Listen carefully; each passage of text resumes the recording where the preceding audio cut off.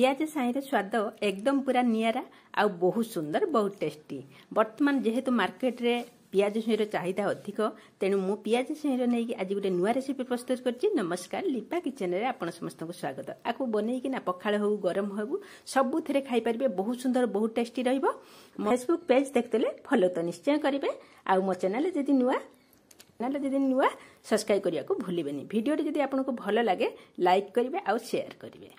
चलतु ये रेसिपी प्रस्तुत करने मुझे नहीं 250 ग्राम पियाज साई आउ एक पूरा धोईकी नहीं आसी।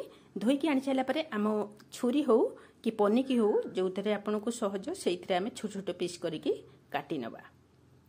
ये रेसिपी बनवाई आम हूँ एतिकी साइज करवा, याठू बड़ जमा भी करवानी आउ याठू छोट करें किंतु याठू बड़ करें भल लगेनि। एठी मु सबू एकदम पूरा सेम माने सबू गोटे साइज रे काटी आनी। आ कड़ाई बसई नहीं कि आम देदेबा सोरिष तेल 2 चामच आ गोटे चामच जीरा दीटा गोटे सुखिला लोक को छिड़ेकी मठी देइछि। आउ एठी गोटे बड़ पियाज को छोट छोट पीस करके काटिके देदेबा। गैस रो फ्लेम को एकदम पूरा हाई रखिबा आ पियाज को मौलिबा पर्यंत आम ताको भाजिबा। देखंतु एटी पियाज भाजी गलानी आ कलर मध्ये चेंज हो गलानी। आउ एथर आम कोन करबा ना सेथिरे किछि देई देबा कटा टमाटो। मु एठी गुटे बड़ कटा टमाटो दे दीची। एठी एकदम पूरा बड़ बड़ पीसेस करके देइची। आउ ताकू मध्ये पियाज सहित आम किछि समय केवल कई सेकेंड पय आम भाजी नबा। जमी टिके खाली पियाज सांगरे भाजी हम, बेसी समय जमा भी भाजबानी। आउ तापरे ए सब भाजी साइला परे आमे सेथिरे जो काटी रखिथिले पियाज साई ता भितर आमे ताको ऐड करनबा।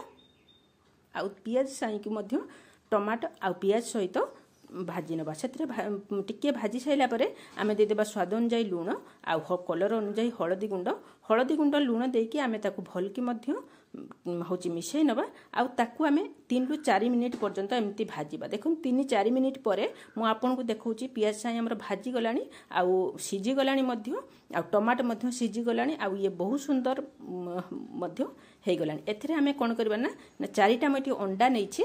अंडा को आमे भांगी की ता भितर एथरो ऐड करनबा। एमिति थरे पियाज साई की अंडा सहित रांधंतु, देखिबे पूरा एकदम छोट रु बड़ समस्त पूरा जमी जीव आ टेस्ट ना बहुत सुंदर आसीबो। देखंतु मो 4टा जाक अंडा को भांगी की नहीं आइछि। एथरो अंडा को देई साइला परे आमे ताको भलकी मिसई नबा। देखंतु एठी मु अंडा को सब भलकी मिसई नउछि। आ गैस फ्लेम को ना आमे एकदम पूरा हाई रखिबा। जेहेतु अंडा पड़ी साइलानी तेणु आमे एकदम पूरा हाई रखिबा आ ताको मिसई नबा।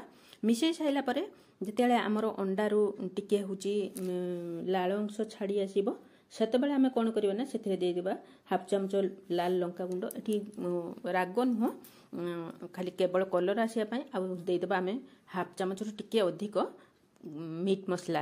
एठी मीट मसला देबा द्वारा ना ये रेसिपी रो स्वाद बहुत बढ़िया आसीबो। एकदम पूरा चिकन तरकारी भलिया बासना पळि आसीबो आ स्वाद ना एकदम पूरा चिकन भली लागिबो। थरे एमती मोर प्रोसेस रे थरे ट्राई करंतु, देखिबे आपनको निश्चित भाबे भलो लागिबो। आ रेसिपीटी जदी आपनको भलो लागिछि ताहले लाइक शेयर सब्सक्राइब करिया को भूलिबनी। एठिर हमर प्रस्तुत हे गला। आमे एथरा को भात सहित मध्य सर्व करि परिबा आ रुटी सहित मध्य सर्व करि परिबा।